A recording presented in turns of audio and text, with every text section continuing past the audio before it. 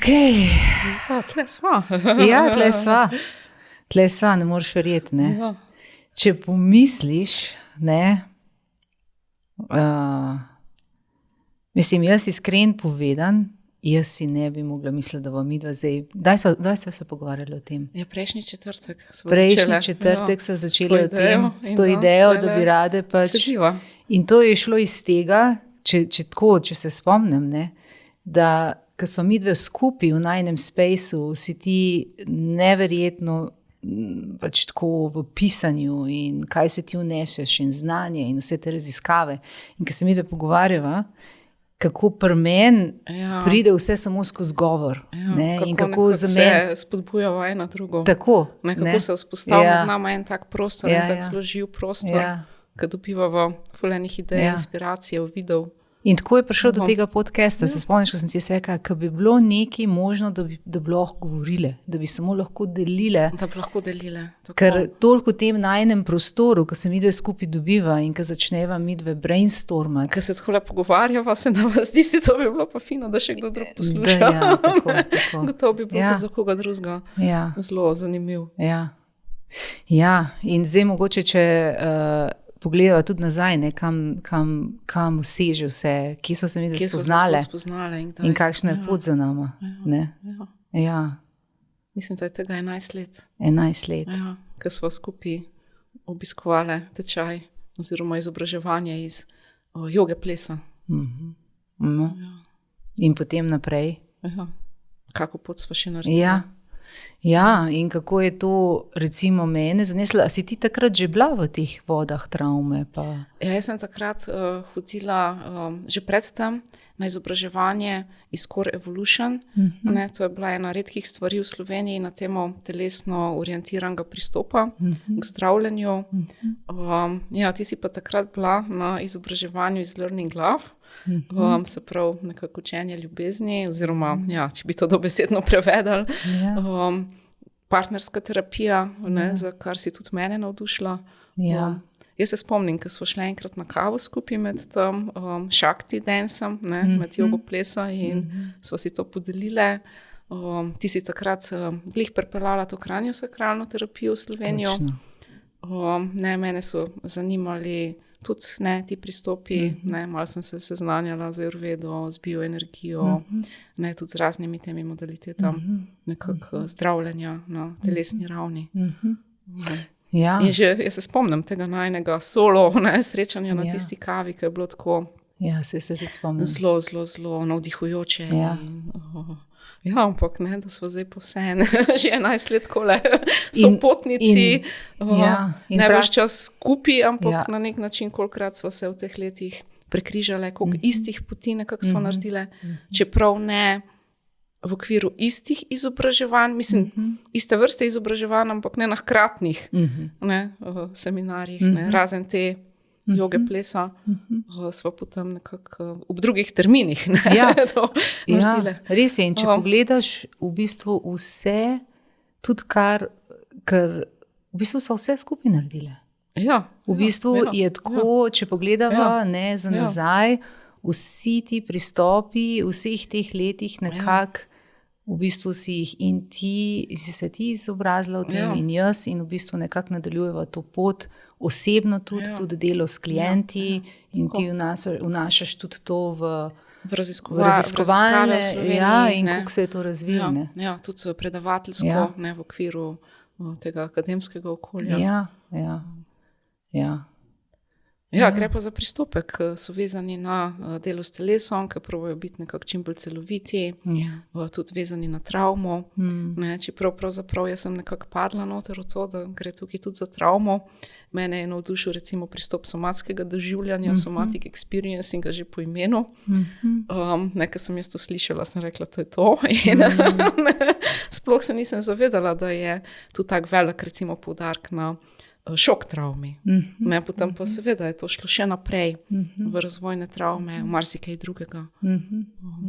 Ja, ampak na nek način, mislim, jaz ves čas vse razmišljam kot o taki zelo radovedni osebi, ki jo zanima človek, ki jo zanimajo recimo skrivnosti obstoja. Tako da nekako ta moja raziskovanja grejo skozi različne sfere, ne? Skozi znanstveno sfero, tam je pomembno, skozi terapevtsko sfero, ne? Tudi skozi duhovni vidik, recimo življenja. In ja, ne, ful mi je lepo dobivati novo znanje, nove uvide, ne, to povezovati in seveda ne, v takih živih dialogih. Ne, in tukaj si ti meni ena zelo dragocenih oseb, sogovornic, ne, ki se res postavi en tak krasen dialog. Ja, in seveda, ne, kako lahko potem tudi ta spoznanja mogoče pomagajo še komu drugemu, pri enem večjem samorazumevanju. Tako vnesejo nekaj dobrega, ne, pravzaprav v svet, tudi meni je pomemben v neke politike, v neke sisteme, v neke strukture. Čisto v tem smislu, no. Ja, nekako, da nekako premikamo meje, mogoče tudi znanja. Tudi kot predavateljica tu probam na nek način druge navdušiti, da bi isto počeli. Obe dve pa delava tudi terapevtsko, ne, se prav podpirava ljudi na neki njihovi edinstveni, recimo, poti samospoznavanja, rasti, ne, se prav, da bi ljudje živeli bolj izpolnjeno življenje, da bi dosegli svoj polnejši, ne, da ne rečem polni potencial. Ne, tle nekako se tudi srečava res v tej nameri. Jaz sem razmišljam tudi tako za nazaj, ne, ti prihajaš iz teh znanstvenih okvirjev, ne, raziskovalnih, in če pomislim, kako je mene pot zanesla v svet travme, ne, ker jaz originalno prihajam z področja pač ekonomije, sicer usmerjena v ravnanje s človeškimi viri, ne, nekako tako, da mene je to vedno zanimalo, ta človeška plat, ne.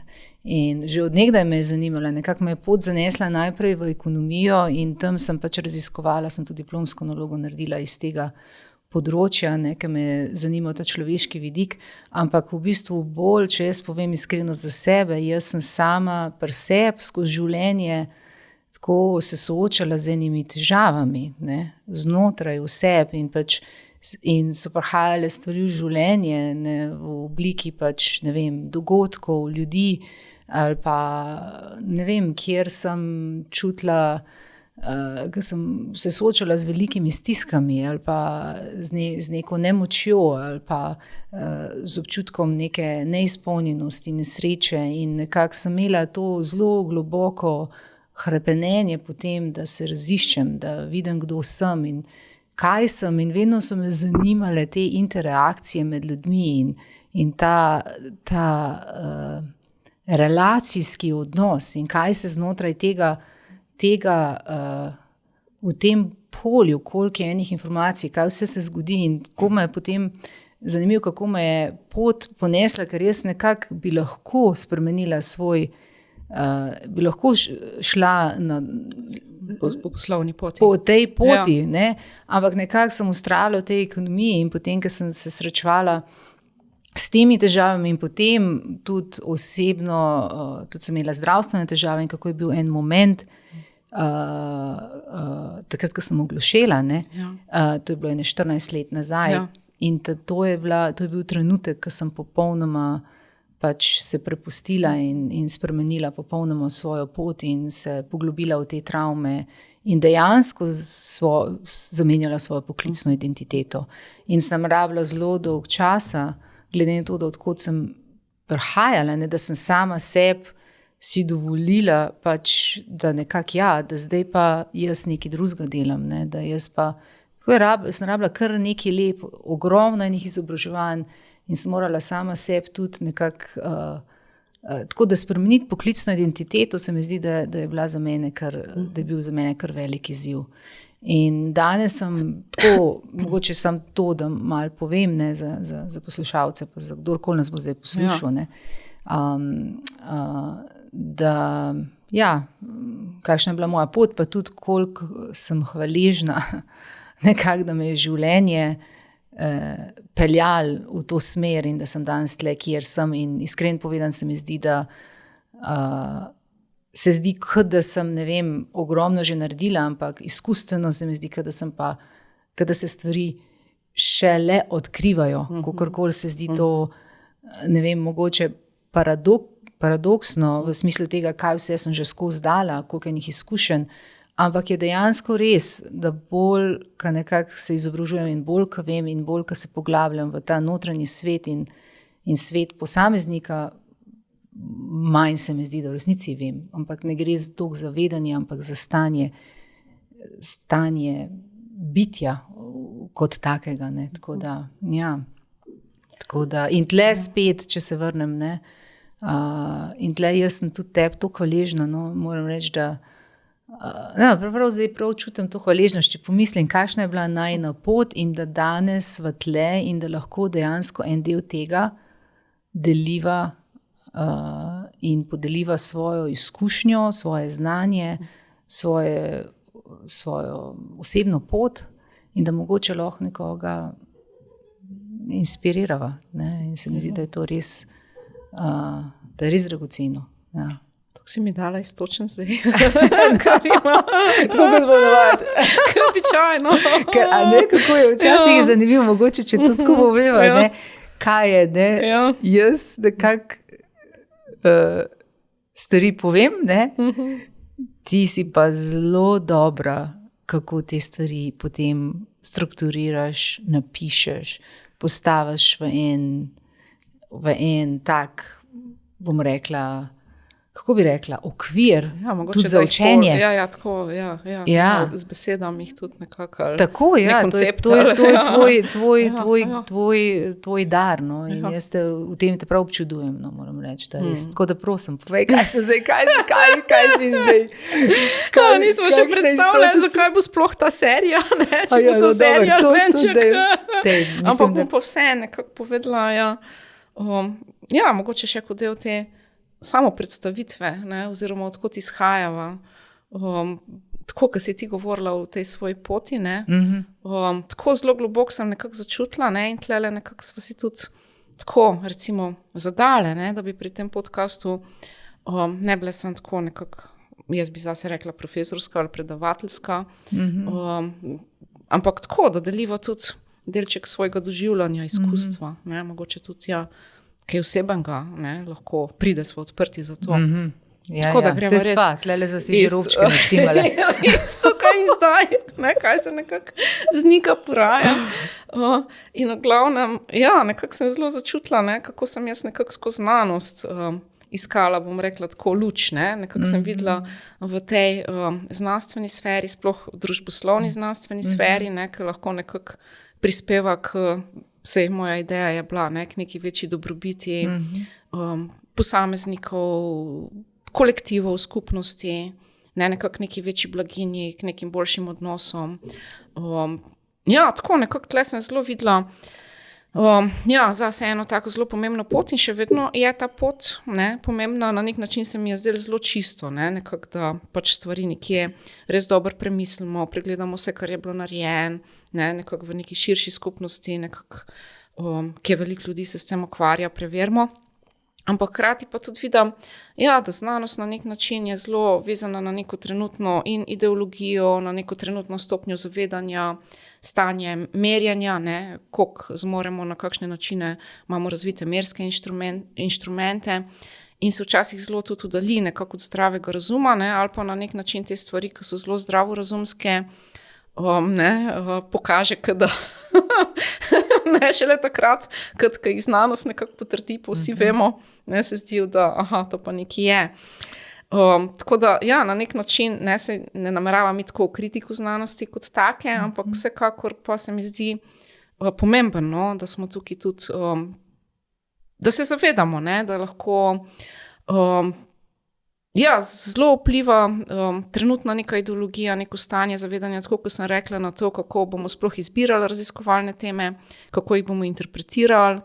Ne, recimo zahodna znanost, ne, zelo ignorira, tudi marginalizira neke druge tradicije in prakse, ki niso v skladu s temi, recimo trenutno obstoječimi idejami in vrednotam. Tako da na nek način, ne, sem kmalu videla, no, da to ni neka edina pot, ne, in že od nekdaj, jaz se z jogo ukvarjam že od mojega 11. leta, ko sem odkrila eno knjigo joge, me je zanimalo tudi to zaznavanje skozi nek ta zaznan občutek, ne, skozi to izkustvo, tudi na telesni ravni, na neki globlji ravni.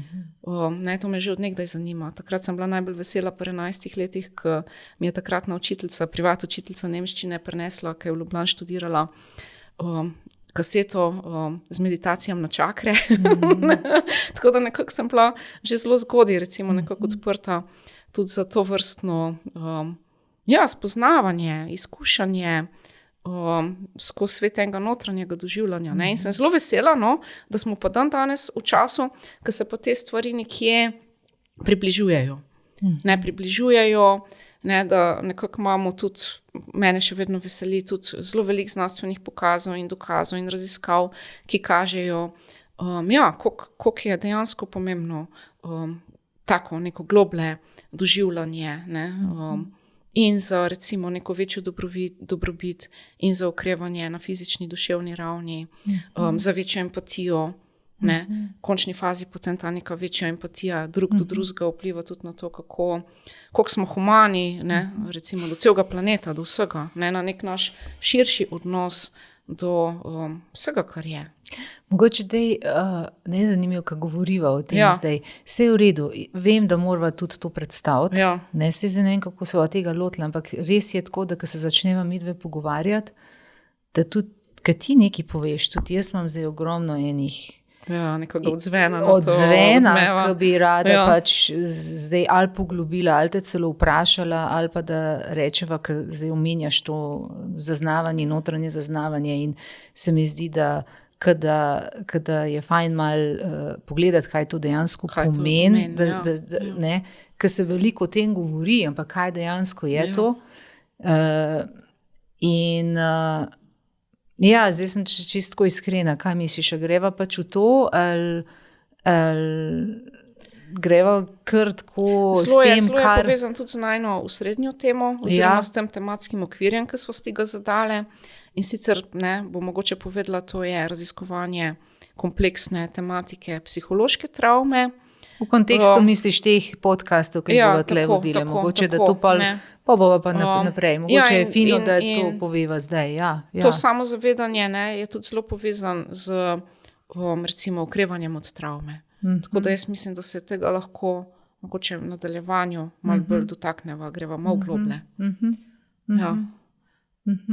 In kako ti, recimo, pa bom jaz tudi povedala, kako pa ti dojemaš to notranje zaznavanje? Kaj to tebi pomeni, ker pač poveš, da v tem smislu, da bolj, ko se notranje zaznavamo, več je tle nečesa, kjer pripelje do boljšega vsega, recimo, kakor te jaz poslušam, pa me zanima tvoja osebna izkušnja, kaj zate pomeni to notranje zaznavanje, pa bi pa še rada podelila tudi, kako jaz to doživljam, ampak mene zdaj res zanima, kako ti to doživljaš zase.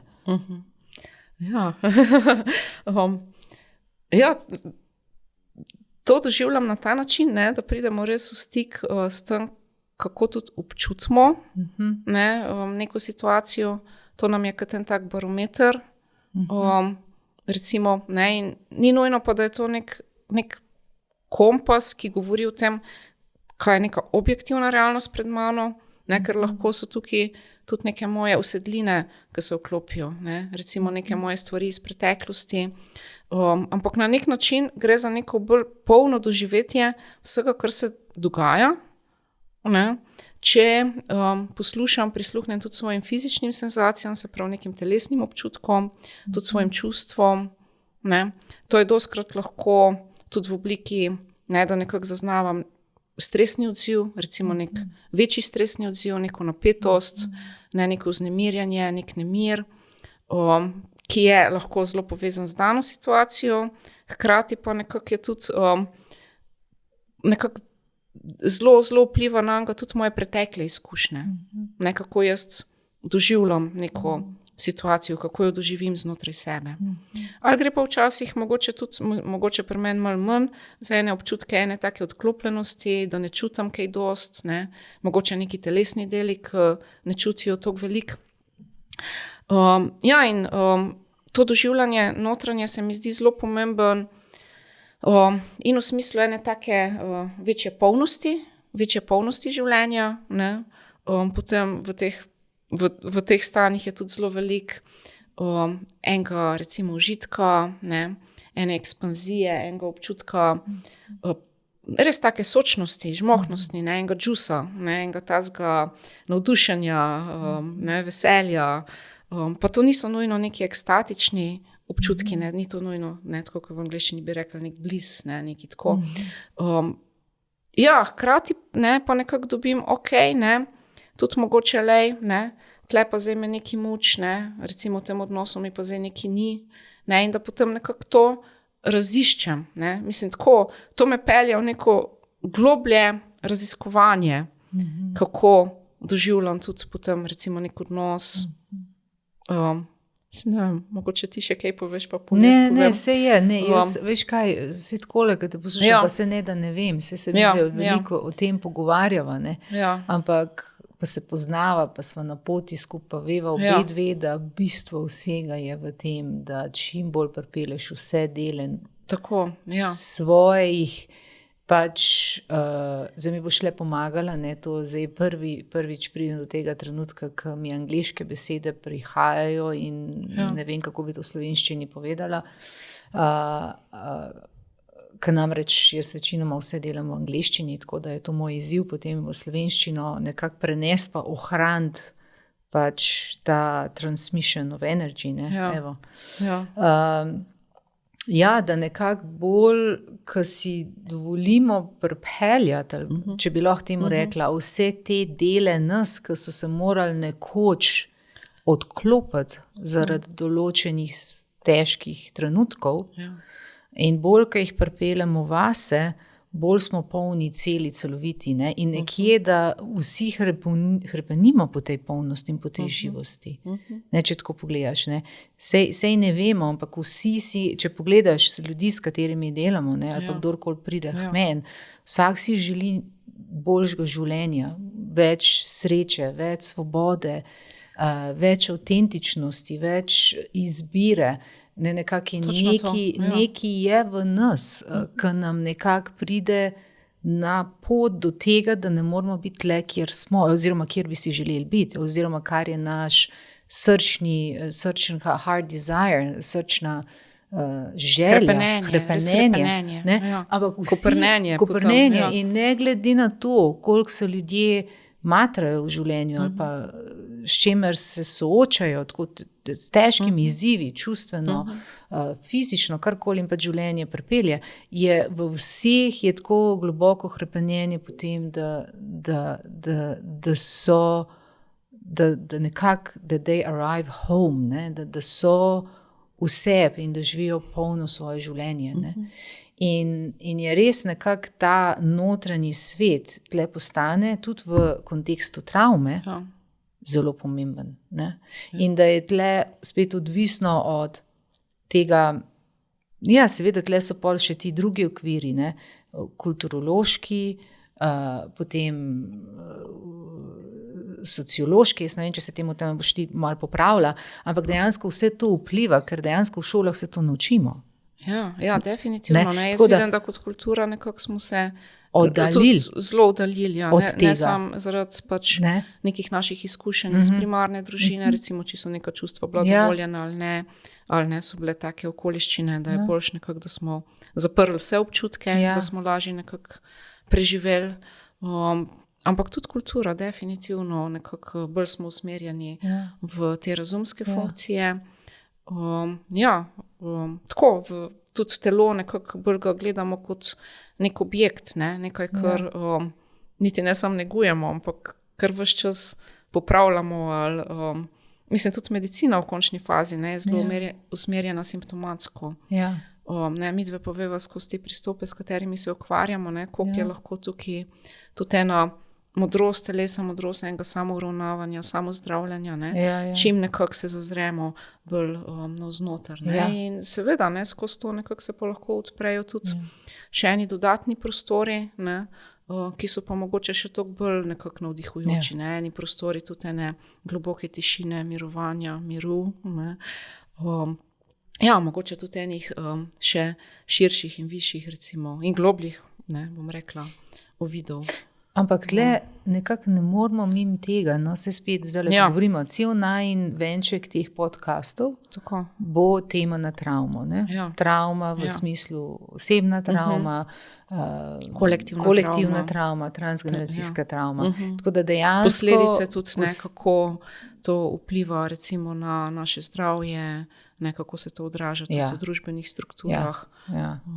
In tako, če rečeva zdaj sam tako, če se še vedno držim jaz tega notranjega prostora, nekako, če pogledamo rdečo nit, da pač v nas je hrepenenje potem, da si želimo nekaj boljšega zase in če je to močno v nas bo slej kot prej pripeljali do trenutka, ko nekako bomo trčali ob te dele nas, ki so povezani mogoče z nekimi težkimi izkušnjami, ki jim mi rečemo danes travma. In nekako mi jim tega ne gre. A ni tako? Definitivno. Je osebna moja izkušnja. Ko začnemo zred vase, nekako se te stvari odprejo. Odpirajo. Tako, Se soočimo z nekimi tudi neugodnimi občutki. In je tudi zanimivo, jaz ne vem, kako ti doživljaš, ampak meni je to delo na sebi toliko dal. Če pomislim, jaz moje življenje 20 let nazaj, pa 15, pa 10, pa še samo leto pa pol nazaj, skozi pol leta nazaj. Pač nekako se mi zdi, da je zanimivo, da je v meni tudi skozi rasla, pa tudi v tebi, ti si že povedala, kako si želiš to deliti tudi skozi svoja predavanja z mladino, pišeš neverjetne članke v Sobotni prilogi, raziskave, vsa ta tvoja želja, kako enkrat občutiš, ko imaš osebno izkušnjo, kaj ti da to, ko začneš enkrat zreti vase in ko začneš enkrat sproščati te, ali pa spoznavati, ali pa, kako bi to rekla v angleščini, se to tako dobro pove. Sem res lahko v angleščini povem. Where we are really kind of starting to look into that dissolved parts of ourselves that are connected to deep pain. Jaz bi rekla, tako, ko se začnemo povezovati z deli sebe, ki smo jih nekako odrezali, odcepili od sebe.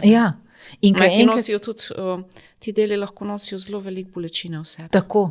In to je scary. In to je težko. To nas je strah. Tega nas je strah. Ampak ko enkrat pridemo do tega, da lahko, pa tle celo razumevanje zakaj, pa se bomo itak dotaknili tekom teh podcastov in srečanj. Tudi strokovnjaki bojo tle. Sam kakorkoli, ko enkrat prideš ti do tega, da to sam pri sebi vidiš, koliko ti to da, a ne kako pride ta naravna želja potem, da ti hočeš to deliti. Da ti dožiš vsaj jaz to in tudi ta najni inštitut, zdaj pa prideva, kam midva sva en mesec nazaj inštitut ustanovile. Tudi z namenom izobraževanj, da se pripeljajo določene metode. Kako pride to, da želiš to ponuditi in rečeš in enkrat začneš ko začneš biti v stiku sam s sabo in svojim srcem in svojo, kako je naravna človeška želja po povezovanju, po deljenju, ne gre za ločenost. Kot če pogledamo svet danes, kakšen je, kar strašljivo, sploh če pogledaš v katero smer stvari, kaj so vse trenja, ampak nekako, če pripeljamo vse nazaj do posamezne osebe, kaj to pol pomeni, kaj to kaže, in če bi toliko in toliko posameznih oseb začeli delati na sebi v tem smislu, da pridejo v stik s sabo, je nemogoče, iz tega prostora je nemogoče skoraj pride do vojne. Iskreno povedano.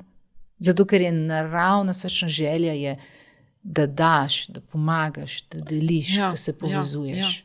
In hkrati bi jaz tukaj tudi izpostavila, da na nek način, ko mi imamo travmo, oziroma te nerešene stvari, da je v naravi tega tudi eno zanikanje tega, nekako disociacija, če bi strokovno rekli od tega, na nek način, da se tudi odcepimo od tega.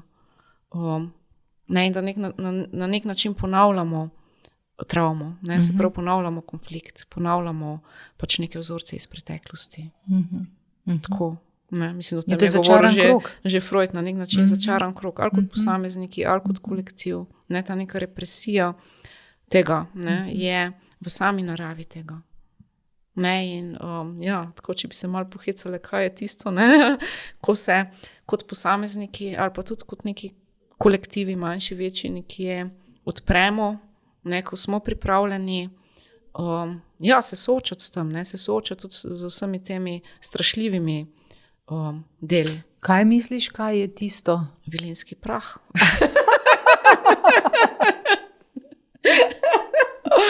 No, ampak če pogledaš iz vsega tega, kar nisem tako, ampak res, vse to je fuluškan. Vilinski prah, ker dejansko, če pogledaš, ne, nekaj je v nas, kakorkoli. Kakorkoli, tudi če se zdi navzven, da recimo represija ali vojne, če pogledava kolektivno, traja dolg časa ali pa da smo zataknjeni, da smo kao, se zdi, da smo zataknjeni. Zdi se. In mogoče to traja, z vidika pač človeškega življenja, je to lahko celo življenje, kar je veliko, z vidika neke širše perspektive, je pa mogoče to ni toliko veliko, ne, evolucijsko, če gledaš, če se vsi razvijamo in če gremo proti nečemu dobremu v nas in da se razvijamo. Nočem zaiti preveč v neke take meta teme, ne, ampak koliko smo vsega zmožni, ne, koliko smo na nek način zmožni dobrega, koliko je pa človek, sočloveku tudi zmožen nekako povzročiti zla in slabega. Ampak kar sem jaz hodila reči, to, kar si rekla, ta vilinski prah, na kar se jaz pač, to so ta naša globja stanja oziroma naše sebstvo v smislu ali pa nekaj zdravega, ali pa nekaj, kar v nas, tako kot pri narmu, ne, zdaj sem pač omenila narm, ne, to je pač neuroaffective relational model, ko sva ga obidve študirale, ki obravnava razvojno travmo, ne, kaj je tam osnova, ne,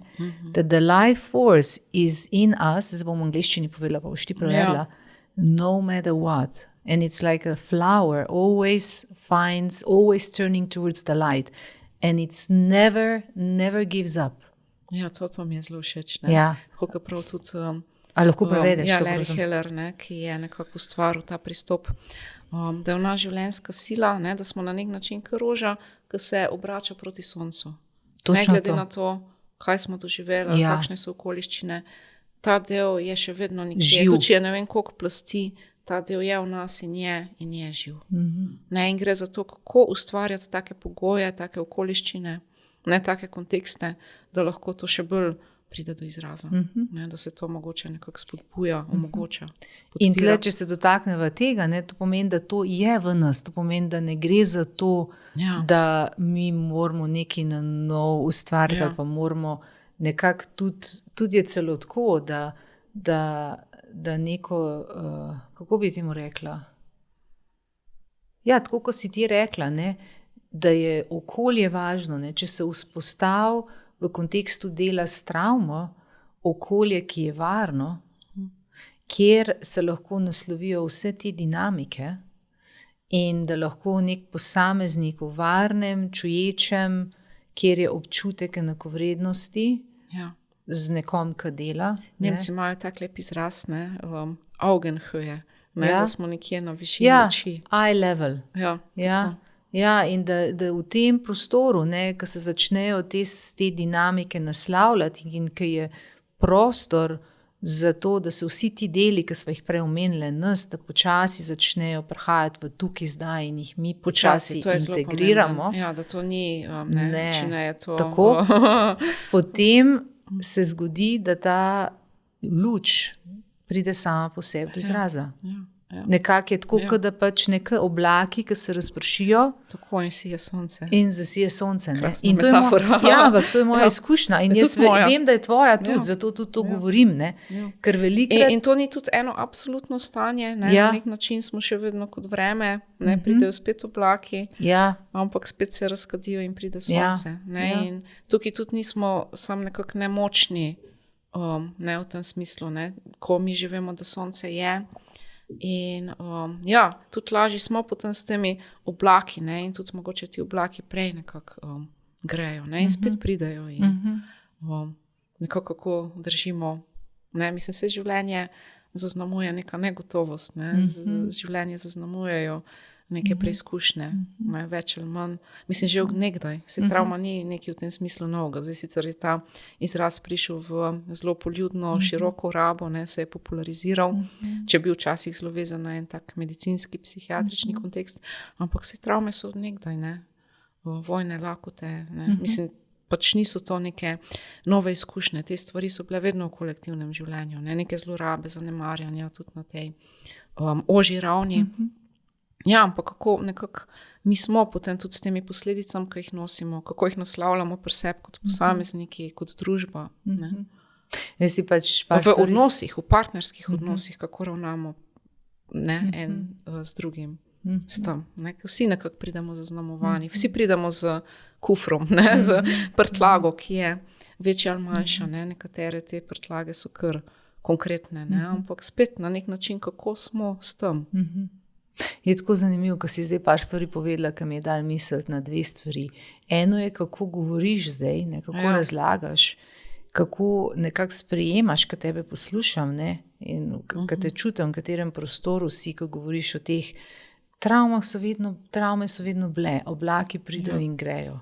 Ampak to je že stanje, ki je mi v delu z ljudmi, ne? Ker če pogledaš, je že ta bolj odrasla, integrirana stanje zavedanja, ker na tem nivoju potem ti, če ti lahko to integriraš in iz tega dela sebe izhajaš, mi temu rečemo v angleščini adult consciousness, zavest odraslega. Zavest odraslega, ne? Potem seveda iz tega prostora življenje valjda je tako. In imaš kapaciteto, da vidiš, da življenje ti lahko dobro prinese ali slabo, ampak znotraj sebe imaš kapaciteto, da to razumeš in zobjameš. Prinese ti preizkušnje in nekje, koliko uspemo biti nekako tudi znotraj sebe postavljeni, ne, imeti do neke mere neko, bom rekla, jedro, da nas stvari ne vržejo tukaj stira, ne, da ne glede na to, kaj se dogaja zunaj, nekje še vedno ostajamo pri sebi, ostajamo v upanju, ne, se ne poistovetimo v celoti, ne, ali pa na nek srednji daljši rok za vlogo žrtve, ne, oziroma da smo žrtvu, da ne gremo v stanje depresije, obupa. Ne. Mislim, lahko smo klavrni, ne, ko lahko se počutimo sklateni, ko je neka taka težka preizkušnja, ne, ampak nekje kljub temu se zavedamo, da to sonce je, ne, in da je življenje še marsikaj drugega, ne glede na neke težke preizkušnje. Ampak to si že ne takole, so že, recimo, kako bi to rekla, to je že nekdo, ki je dosti v stiku sam s sabo, ker recimo, če je šel skozi neko težko travmo, je že dosti integriran in tako, je že, ne vem, če zdaj mogoče je že v telesu, da rečemo, je že v telesu, se ne vem, se mi je malo zmanjkalo. Ne, ampak veš, nekako že bolj uteleša, ne, tudi ta zdrav del v njem bolj živi, ne, mislim, zdaj tako zdrav v navednicah, ne, ta nek bolj upolnomočen del, ne, tako. Ker pol življenje zgleda drugače iz tega prostora, dočim nekdo, ki je pa zelo identificiran z nekimi izkušnjami, ki so se mu zgodile v preteklosti, pa nima teh resursov. Nima še teh resursov. Lahko ima tudi neke občasne prebliske, uvide, trenutke, nekako zavoha ali celo okus, neka drugačna stanja. Ampak bolj tiči, recimo v nekih takih bolj mizernih, recimo, občutjih in stanjih in potem tudi vedenjih in ravnanjih lahko, komunikaciji.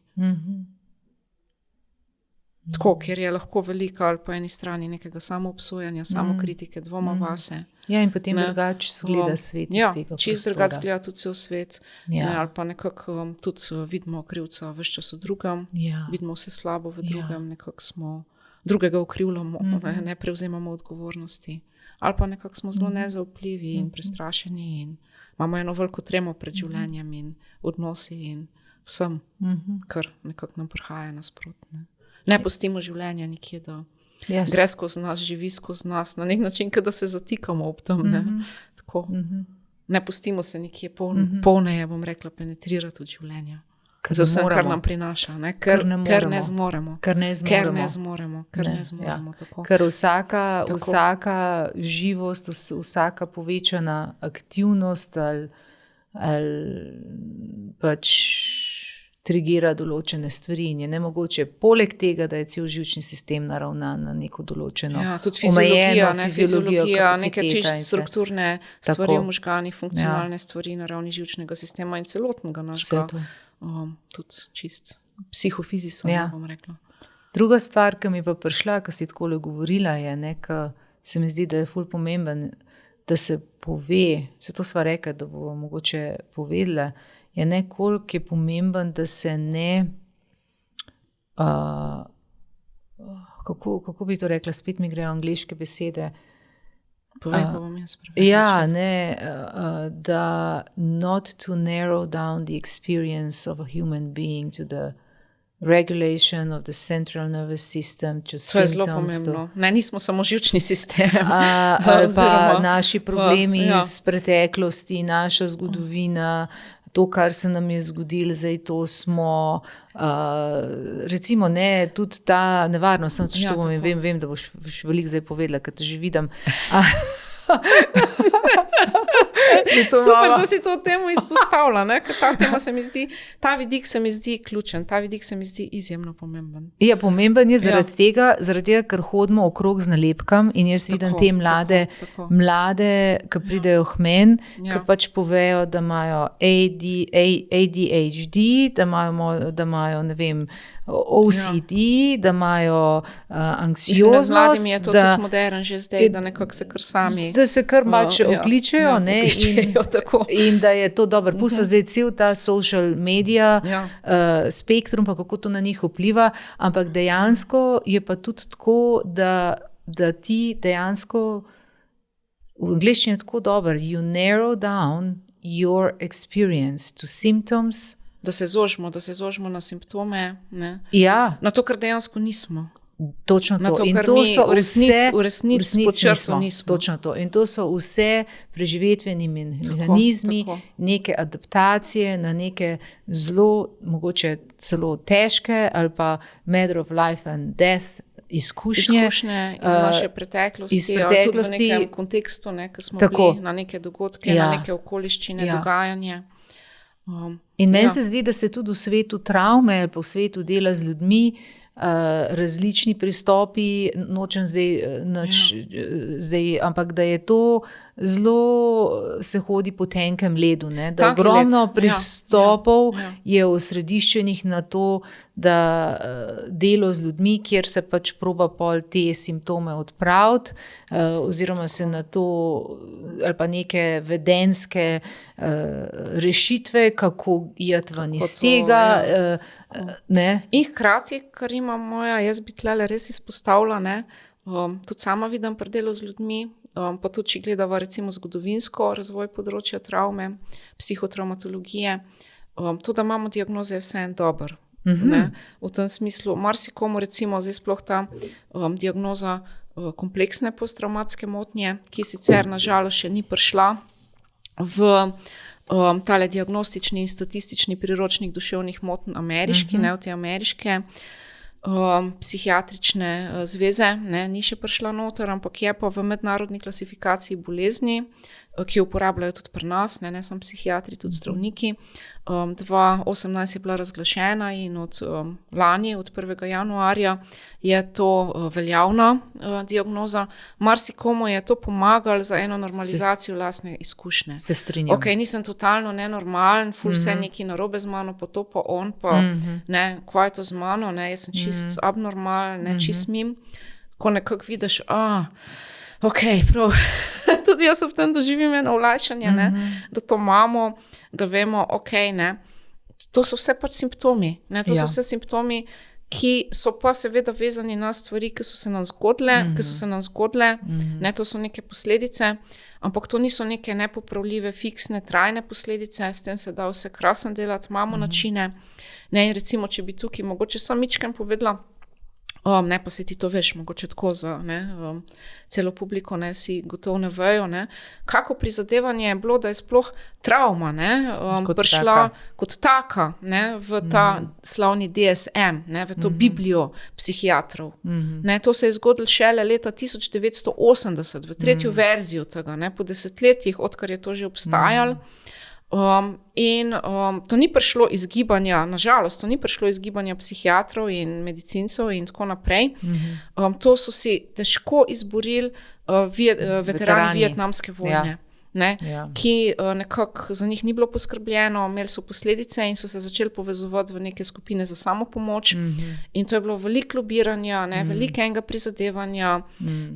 In recimo tudi v to zadnjo verzijo DSM-5, 2013, ni prišla ta diagnoza kompleksne travme, nažalost, čeprav je bilo tukaj za tam že eno zelo veliko prizadevanje tudi marsikerga psihiatra, takih uveljavljenih raziskovalnih imen s krasnimi knjigami, članki, recimo bom rekla Van der Kolk, Judith Louise Herman, pa še vedno ni prišlo, Tako da je tudi zelo pomemben, da imamo na nek način, da prepoznamo kot družbeno in da se potem lahko razvija tudi neke postopke, kako pomagati temu. In tukaj jaz vidim res en velik napredek, ki se zdaj dogaja, izjemen napredek tudi na področju razumevanja vseh teh mehanizmov, ki gledamo tudi na nevrobiološki ravni, na različnih ravneh to gledamo, pa to ni edina raven, ali ne, kako čim bolj olajšati, oziroma čim bolj nekako pripomočiti k ukrevanju. In definitivno se strinjam s tem. To sploh, ne oporekam, to je nujno potrebno. In da se ne identificiramo s temi diagnozami in simptomi. To je pa res tisto. Spet tanek led. Tanek led, kot si rekla. Tle smo na taki tanki črti, in tako je z vsako da nismo stvarjo. spet nekak žrtev in tudi, da nismo sam žrtev, starši so bili taki, jaz sem pa zdaj zaradi tega tako pa tako.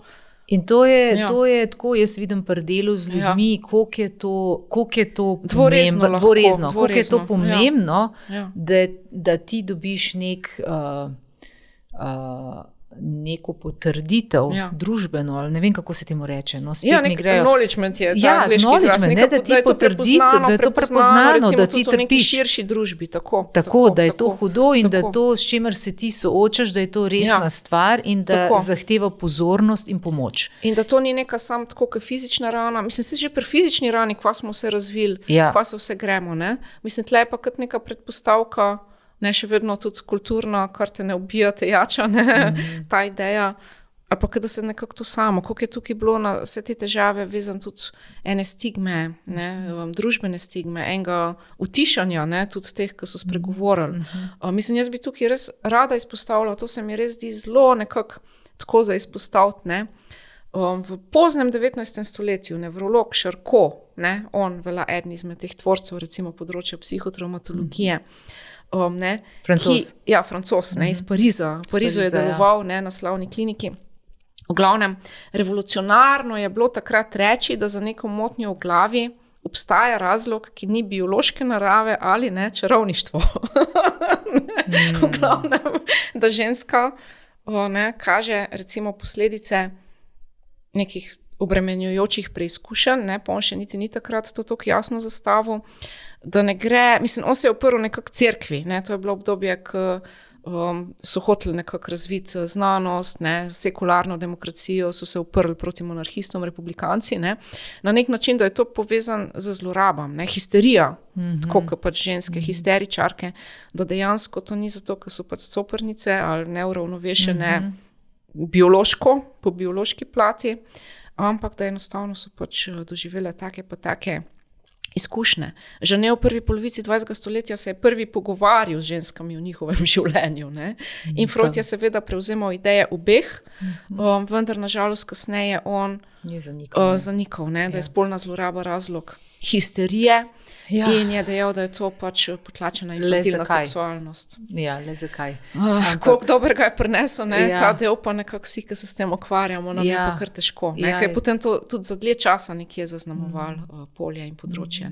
Mislim, da šele potem ta feministična gibanja, če zelo poenostavim, tam v 60-ih, 70-ih so izpostavila problem domačega nasilja, nasilja nad ženskam, nasilja nad otroci. Ja, tako velika kompleksna tema, ne, mogoče toliko.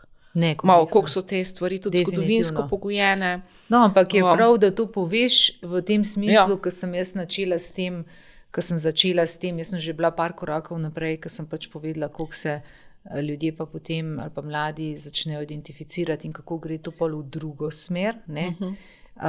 Kjer postane to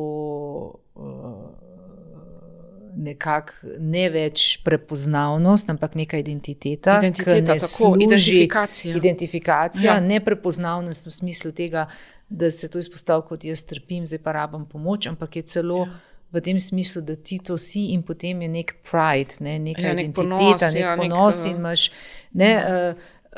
ampak je pomemben, to se mi zdi ultra pomembno, kar govoriš, in tudi če pomisliš, da ta time span je koliko, 150 let vse skupaj, niti ne. Pa v bistvu še zdaj govorimo o 130 letih. Zdaj, ko se zdi, da je sicer hiperinflacija tega izraza, kada zdaj nekako čim smo nekaj videli na televiziji, pa nekako nam je sprožil nelagodje, pa smo že traumatizirani, če ni nekega upozorila, zdaj mogoče gremo v neko drugo skrajnost, ampak dejansko... Ampak to je to, kar ti povem, prosti, ki te motim. Točno to je to, kar se je zdaj prevesel, ki gre pač v neke... Kada je nehalo šlo malo v drugo smer. Čez v eno drugo skrajnost. Ja, recimo, meni je zanimivo, Zofka Kvedrova pri nas, je pisala o nasilju v zasebni sferi v začetku 20. stoletja, je rekla, moški pretepajo ženske. Ja, pa in je bila zato zelo, zelo kritizirana. Ob tem, ko so bili vzgojni priročniki, če beremo recimo Alenko Puhar iz naših koncev in krajev, tam še cel prvi del 20. stoletja zelo naravnani na fizično nasilje, verbalno nasilje, mislim, zlorabe nad otroci ali pa znotraj družine. Madonce, zdaj pa kar teža. Ampak se mi zdi, da ko tebe zdaj gledam, je tudi kar nekaj energije odzadljajo. Ta del, jaz sem se tudi v tej svoji zgodovini akademski kar veliko ukvarjala ženskim vprašanjem, z mladino in tako. Ampak se malo poistovitiš, a?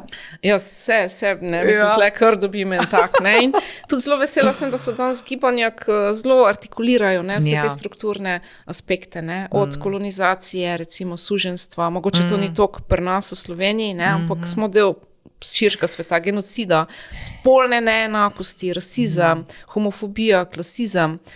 Mislim, da se to zdaj vse nekako tematizira.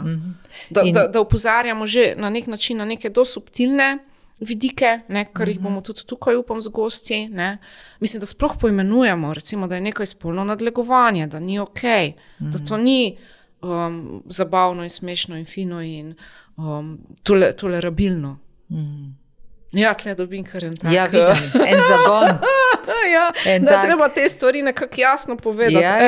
Lej, to ni okej. Tako zelo čutim tako revolucionarno energijo v tebi. Meni se zdi, da je to super in to je tudi tvoj doprinos. In jaz v tebi to ful čutim, da lahko tle veliko daš. Na našem slovenskem področju. Veliko enih stvari, mislim, pa ne to globalni ravni, tako, da jih vzamemo, bom rekla, zdravo zagotovo po domače, pa niso. In tukaj je treba res nekako tako, da se naredijo ti preklopi v glavah, ampak tudi preklopi tako, da enostavno tudi, recimo, bom rekla, kot žrtvu vidiš, se to pa ni, neka pač dopustna igra, recimo enega flirtanja, to meni ni okej in to se ne dela in tako eno tudi upolnomočenje.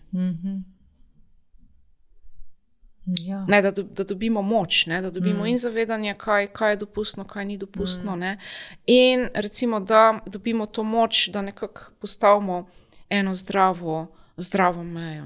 In seveda, tukaj gremo potem lahko spet v drugo skrajnost, kje pa probamo te stvari zelo tako, mogoče že prerigidno zastaviti. Ampak mogoče rabimo ta moment, mogoče rabimo to fazo, da potem pridejo te stvari toliko nekje, bom rekla, v kri, da so nam bolj v krvi in bolj v zavesti. smo bolj humani en z drugim in ni teh nekih odnosov podrejanj in zlorab nekega tega maltretiranja na raznih nivojih. Tako, ko te poslušam, če povzamem, se ne vem, koliko časa bova še tole razpredale, ne? Ampak dejansko gre tle za prepoznavanje, za ozaveščenost, za razumevanje, za potem voljo neko. Tako. Tudi pripravljenost. Zato je, tudi, da se to spravi v nek, da se sistemsko to tudi prepozna. Ne? Da grejo raziskave na te teme, bom rekla, da grejo neki programi na te teme, da mediji pišejo tam. Tako. Ja, to je pač na tem bolj kolektivnem nivoju, ne? Ampak če pogledaš na nivoju posameznika, ne? Ka potem tudi kolektivno je odziv pač vseh individuumov ali pa posameznikov znotraj nekega kolektiva, recimo na nek način, jaz vsaj to tako razumem, ampak če se recimo omejiva na en tak, na osebo, ne, kaj to je, oziroma kje se pol vrnemo, spet pridemo do tega, da nekako reponimo po nekem boljšem, lepšem, bolj izpolnjenem, bolj pravičnem, bolj živem, humanem, pa tudi tako, ne, da si v stiku, da smo nekako individualno, kolektivno, da nekako je neka koherenca, neka harmonija v izrazu tvojega bitja, da je neko spoštovanje, vzajemnost, sodelovanje. Ne, te vrednote so pomembne. Ne? In prav ta sodelovanje, povezanost, soustvarjanje. Možnost enega dialoga, možnost enega glasu, izražanja, biti slišan, biti razumljen, ne, da se nekako stvari lahko tako pogledajo.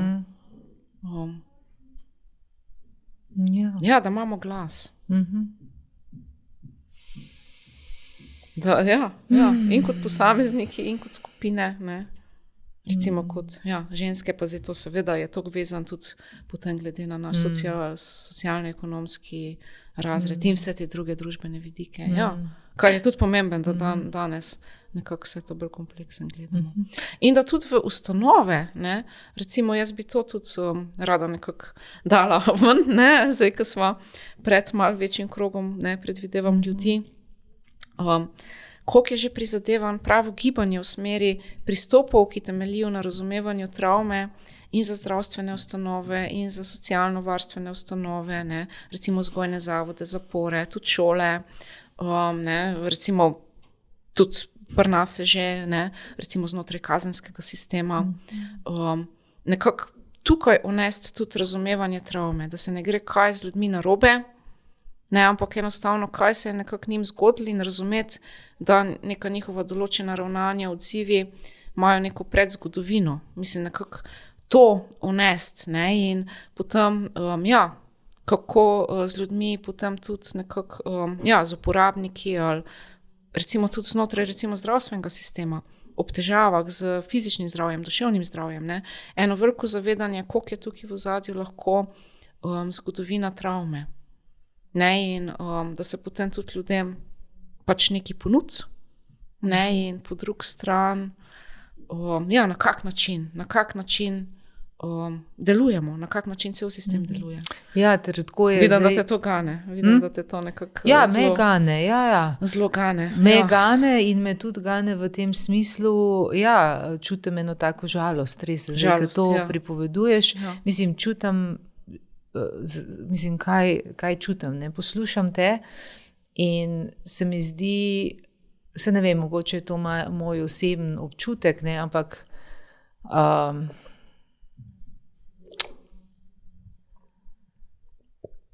tako, ne, želja potem, da bi bilo to možno, ampak se mi zdi, da bo še preteklo veliko vode, preden bomo prišli, ali pa vsaj moj občutek je tak, preden bomo prišli do tega, da bomo lahko imeli na nivoju pač vseh teh sistemov neke take podpore.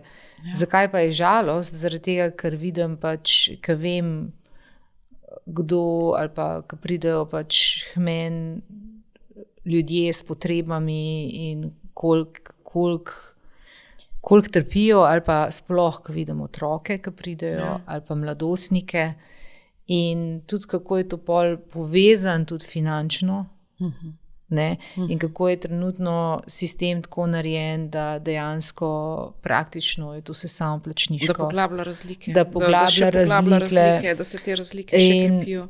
Razslojevanje. Ja, in tako malo čutim žalost, pa tako malo kot eno nemoč. Ne? Čeprav nočem zdaj čisto iskreno povem, ne, kaj čutim ob tem, tako govoriš. In istočasno se en del mene še bolj vklopil v to, koliko sem vesela, da pa lahko na nek način, vsaj na tak način, recimo, kakor zdaj to delava, približava mogoče te teme. Ali pa mogoče dava kakšna semena, mogoče zdaj skozi to, je to nekako eno. Ja, pa tudi tako, da pač lahko, recimo, da pa vse ne so tako, kakor midve zdaj, ampak da so tudi pri nas v Sloveniji, so posamezniki, so skupnosti. Definitivno, kje se to že dogaja. Da se to že dogaja. Da ne bo zdaj spadlo, da nič nimamo. Da tega ni. Tudi ljudje bodo, s katerimi se bomo pogovarjali, Slovenije in je že kar tlele, tudi ena, bom rekla, kar skupnost močna, kar raste, kar se krepi. Tako. S tem zavedanjem, s to namero, s to željo, s tem prizadevanjem. Ja. Ampak je sploh, mogoče se ne vem, bomo morali zaključiti počasi, ali kako imamo zdaj časovno. Ja, zdaj smo nekje približno na 1 uri. Ja, tako je nekako, en tak, da bo se same veva, mislim, jaz če vidim, je podcast dolg, uro pa pol, predolg, Ampak vse bi pa rada, mogoče jaz bi pa rada povedala za zaključek, sej se čuti tako energija, da mečkam, da smo nekako povedali, seveda je tlele malo pripravljene, ne vem, kaj vse bo povedala, ampak nekako so se stvari res pa bilo tako, kot so hotele, da naravno, tečejo naravno, organsko, da nekako se res porajajo sprotne. Ampak so se dotaknili tudi tem, ki so jih hotele pač nasloviti. Ja, kar nekaj teh tem smo nekako na nek način pripeljali noter. Ampak daj mi povej, kako se počutiš zdaj? Ja, hvala za to vprašanje. Veš, to se mi zdi, da je ful taka velika stvar. Mogoče sem da dam par besed. Tlele sva, kot sem prej rekla, kdo bi si mislil, da bova tle nekako, se sploh nima občutka, da sva javno izpostavljene, nič ni drugače, kot pri meni v kuhinji. Ko sediva pri tebi, sediva pri meni v kuhinji in pijeva čaj in pojeva in čokoladke in tvoje krasne kosmiče. Ampak na nek način ni nič drugače, po drugi strani pa jaz čutim pač energetsko, kada seveda je malo drugače, se čutim, da nekako gre, seveda, da... Jaz čutim eno toplino, veš, tako, čutim eno toplino, čutim nekako tukaj eno tako odprtost pri sebi in čutim se nekako navdahnjena, zdaj tudi, to sem stvar tega, kot vedno tega najnega prostora, ki ga se ustvarva, ampak čutim, tudi, eno tako navdušenje, da se te stvari lahko delijo, da te stvari... Mislim, veš, tako bom rekla, čutim se, da sem jaz tlele pač en glas, mogoče, ki ima ta privilegij ali pa tudi to odgovornost, eno z drugim. To neko obvezo, ali, da si to dam, da si to vzamem ali upam to vzeti. In hkrati je to tudi en velik privilegij, da lahko o teh stvarih govorim. In veš, zdaj, ko to pravim, se čutim nekako tako upeto v nekaj bistveno večjega in širšega. Da je to prav eno res širše gibanje, en tribe, eno pleme. Kada smo tle za eno pleme, nekako, hočemo boljši svet, ampak ne zdaj tako. Mislim, to lahko izpade zelo naivno. Ampak to je neka res iskrena želja. Kaj je tisto, kaj lahko dam, recimo, res dobrega? Ampak jaz pa, ful hvala, da si to povedala. In tudi, veš, rečeš takole, iskrena želja in jaz mislim, ali moj občutek je tako, ta srčna želja, iskrena želja, da to ima tako moč. In zakaj sem tudi tako zanimiv, da sem te vprašala, kako se počutiš. Za mene je vedno tako zelo pomemben, tako velike enih stvari sva povedala, tudi ti si ogromno enih stvari povedala. In kako recimo jaz vidim pri sebi, kako je pri meni vedno pomemben si vzeti čas in videti, Kaj to meni naredi? Ja, točno to. Kaj zdaj v meni živo ta hip? Kje v meni živo? Kako sem, ja, kako kje je to? Kaj je? Jaz sem zdaj nekaj sebe dala in to je to, kar smo pač na začetku tudi rekli, ne? Da odpiramo ta notranji svet in vidimo, kaj nam naredi. In jaz tudi zdaj, ko tlele sedim, jaz se počutim globoko ganjena. Ne? Ti si rekla, toplina, ganjena, srčnost, ganjenost, ena hvaležnost. Hvaležnost, tudi zelo veliko hvaležnost.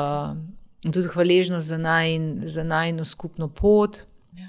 Ja. Zato, da smo lahko tle, da lahko to podeliva, da bova šle na eno popotovanje.